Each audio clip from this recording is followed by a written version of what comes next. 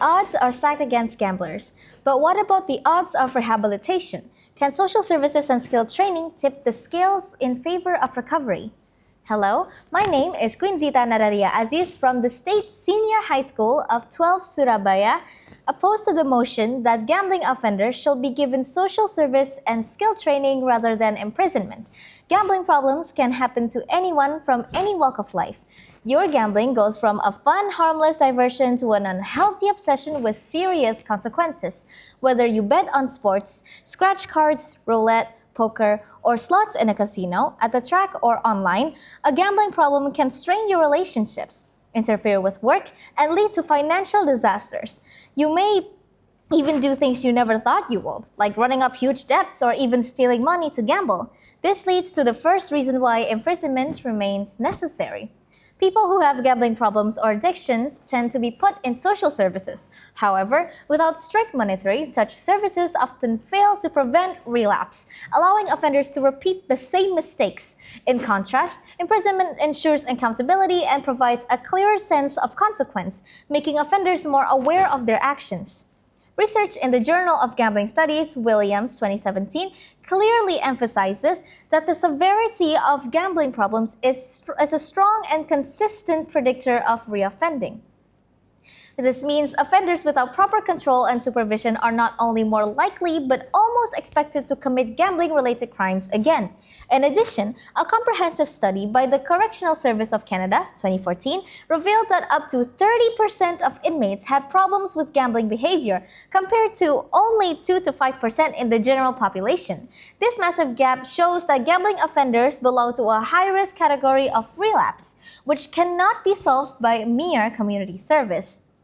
Therefore, prison sentences are crucial because they provide structured monitoring, mandatory rehabilitation programs, and legal deterrence, all of which are essential to break the cycle of reoffending. Moreover, if offenders realize that their actions are met with serious legal consequences, it is far less likely that they will dare to repeat the same offense in the future.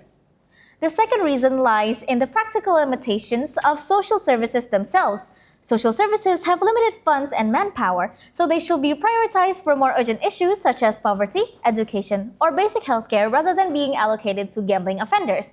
In 2026, Indonesia's social protection budget is projected at approximately 508.2 trillion rupiahs, with around 62% 315.5 trillion rupiahs and earmarked for crucial basic needs programs such as energy subsidies, cash transfers, the food assistance card, health assurance, and community empowerment initiatives.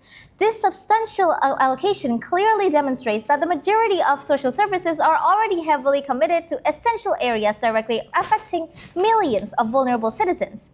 Furthermore, a significant portion of these funds, around 36%, is still absorbed by inefficient energy subsidies, which, as many experts note, represent a disproportionate share that could otherwise be better directed to targeted welfare programs. This inefficiency alone reflects the financial pressures within Indonesia's welfare system.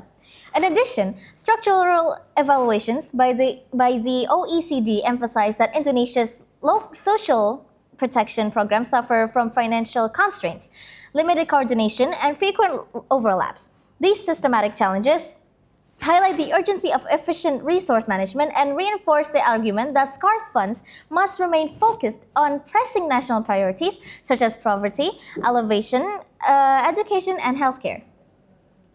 Therefore, diverting limited social protection resources to gambling offenders will not only strain an already overburdened system, but also risk undermining the delivery of basic welfare services that millions of Indonesians rely upon. In this context, prioritization is not merely a matter of choice, but of necessity.